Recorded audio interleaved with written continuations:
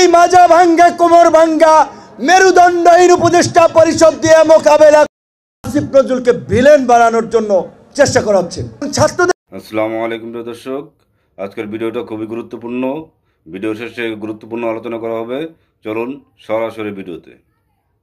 বিপ্লবের নতুন নতুন দোকান আমি আপনাদের মাধ্যমে জানতে চাই, এই তথাকথিত বিপ্লবী আর বিপ্লবের দোকানদারদেরকে, এই দোকানকে 5ই আগস্টের পরে কয়জন দেখেছেন বলেন?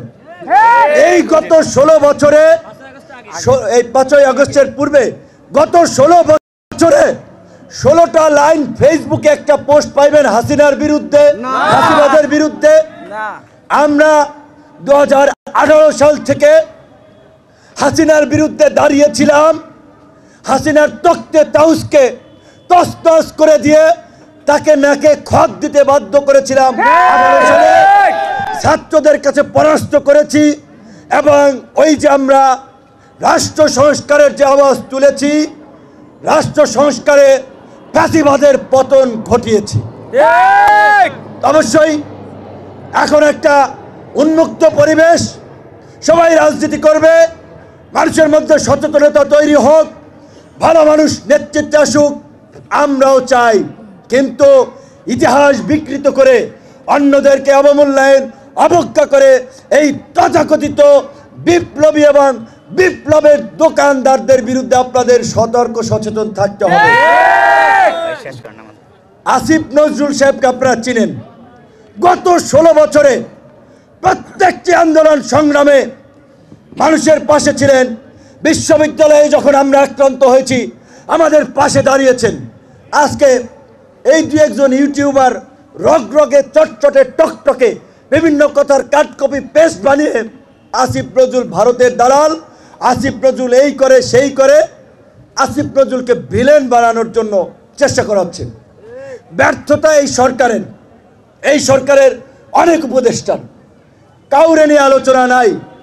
আসিফ নজরুলকে নিয়ে একটা বিভ্রান্তি তৈরি করা হচ্ছে। কেন আসিফ নজরুলকে নিয়ে আমরা বললাম? কারণ ব্যক্তিগতভাবে এই বিপ্লব এবং গণ অভ্যুত্থানে নেতৃত্ব আন্দোলনে আমাদের অবদানকে কেউ অস্বীকার করতে পারবেন না। তো আমরা ওই যে আল্লাহ বলছে, তোমরা জেনে শুনে সত্য গোপন করো না, সত্যের সাথে মিথ্যার মিশ্রণ করিও না। জেনে শুনে আসিফ নজরুলকে অপবাদ দেবে, এটা আমরা সমর্থন করতে পারি না। অবশ্যই সরকারে গেলে আসিফ নজরুলের কাজের আমরা সমালোচনা করতে পারি, করব। কিন্তু এই যে প্রোপাগান্ডা বিভ্রান্তি ছড়ানো হচ্ছে, দু একজন ইউটিউবে ফেসবুকে 2 দিন পরে আমাদেরকেও বলবে, আরেকজনকেও বলবে, এইভাবে একটা নিজেদের মধ্যে সন্দেহ সংশয় তৈরি করে মাঠে একটা অস্থিরতা তৈরি করা হচ্ছে, অস্থিতিশীলতা তৈরি করা হচ্ছে, বিভিন্ন গ্রুপকে উস্কে দেওয়া হচ্ছে। এটাই কিন্তু প্রতি বিপ্লবের লক্ষণ, আওয়ামী লীগের পুনর্বাসনের লক্ষণ। তাই বন্ধুগণ, সর্বশেষ এই কথা বলে শেষ করতে চাই, সরকারকেও বলতে চাই, আপনারা এখনো সময় আছে, জাতীয় সরকার গঠন করুন। জাতীয় সরকার ছাড়া 6 মাস চলতে পারবেন না। এবং যারা এই গণ অভ্যুত্থানে অংশগ্রহণ করেছে, ত্যাগ স্বীকার করেছে, গণ অভ্যুত্থানের অংশীজনদের মধ্যে জাতীয় ঐক্য এবং সংহতি প্রতিষ্ঠায় গণ অধিকার পরিষদ কাজ করবে। তবে আওয়ামী লীগকে পুনর্বাসন কিংবা ফ্যাসিবাদের দোসরদের প্রশ্নে আমরা বিন্দু মাত্র আপোষ করব না। সরকার করতে হবে। তারা শুনলেন না, তারা তাদের সিন্ডিকেটের বাইরের কোনো লোককে সরকারে ঢুকাতে পারলেন না। বিশেষ করে এই আমাদের ছাত্র নেতৃবৃন্দ সংশ্লিষ্ট নাগরিক কমিটি এবং ছাত্রদেরও কিছু কর্মকাণ্ডে মানুষ আরও ব্যথিত হচ্ছে, হতাশ হচ্ছে। নতুন দল গঠন করা হবে, সেজন্য আওয়ামী আমলে বিনা ভোটে কেন্দ্র দখল করে কাউন্সিলর, উপজেলা চেয়ারম্যান, মেয়র হওয়া, তাদের কাছে সহযোগিতা চাওয়া হচ্ছে।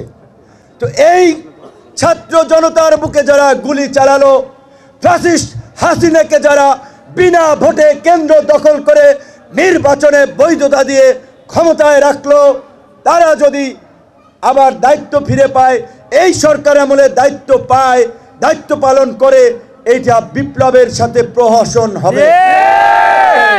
প্রিয় দর্শক, যদি আমাদের ভিডিওটি ভালো লাগে প্লিজ কমেন্ট করে আপনাদের মতামত জানাবেন। প্রত্যেকে ভালো থাকবেন। আল্লাহ হাফেজ।